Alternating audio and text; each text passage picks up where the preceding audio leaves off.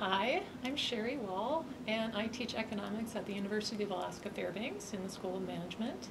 And I have come up with a teaching method that I feel is very, very important. Every semester when I teach economics, I try to distill what are the most important themes. And I think at the beginning of the semester, if I can get a concept called spontaneous order across to my students in a very tangible way, then I think the rest of the semester makes a lot of sense. So I devote a lot of class time to this activity that I've come up with.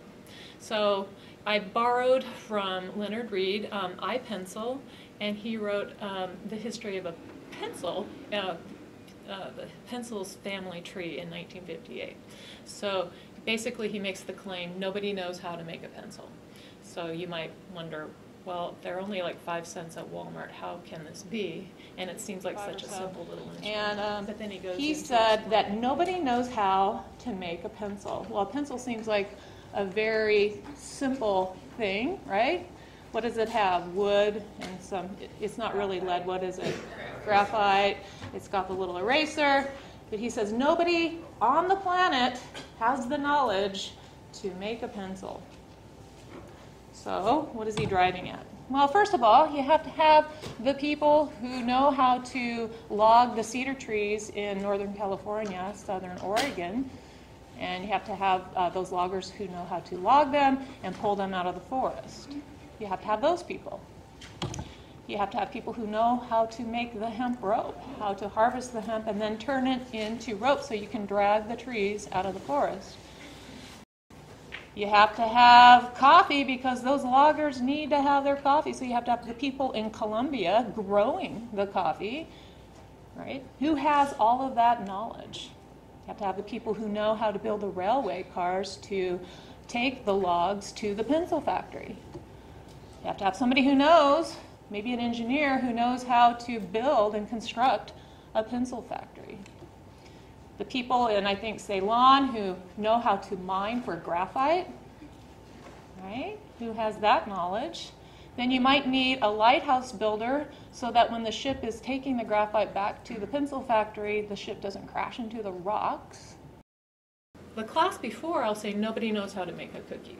So that class day, I'll bring in this plate of cookies, and I'll say nobody knows how to make a plate of cookies, and they're looking at me like, you made those cookies this morning.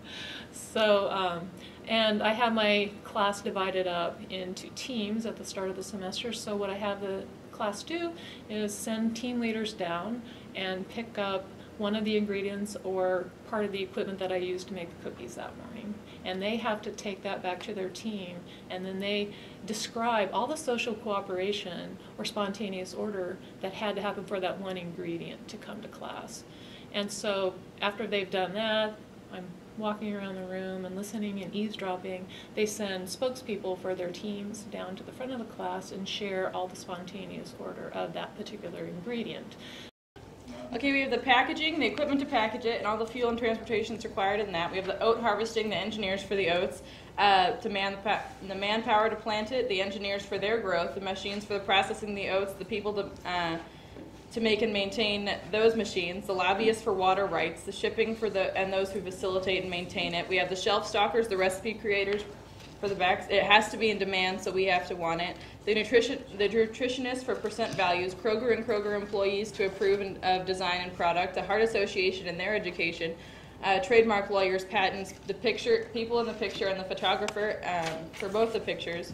We've got the mathematician for the weights. We've got the designers for the label, the chemists for the inks in the labels. We've got the petroleum for the plastic in the lids and everything that goes into plastic making. We have the EPA regulators and regulations, the FDA regulators and regulations. We have taxes applied federally and by the state. We've got fuel for the trucks. We've got people to organize and create the barcodes, the computer systems for all of the printing. We've got the adhesive for the packaging.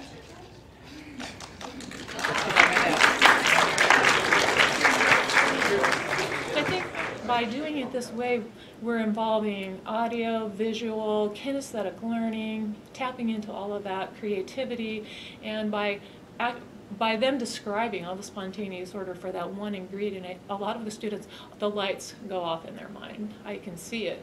They'll say, well, it takes millions of people just for this salt to be here. So the beauty of it is, once the students get this, they gain an appreciation for the miracle of the markets. So people don't understand that we're all responding self-interestedly, and we get all of this social cooperation. So I go to Fred Meyer, or I go to the grocery store here in town, and all the shelves are lined with everything that I need, and to me that is just so beautiful. Farmer Bob in Kansas doesn't care about me, but here I can find bagels made out of the wheat that he grew. He was responding to his own self-interest. But the byproduct, the unintended consequence, is we all get the goods and services that we need. So after we do the exercise, it takes pretty much an entire class to do it.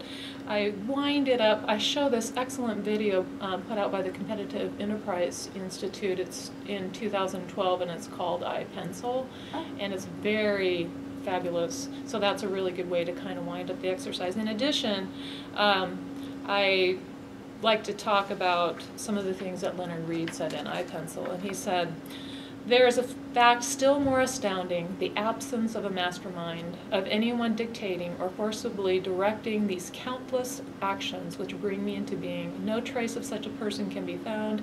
Instead, we find the invisible hand at work."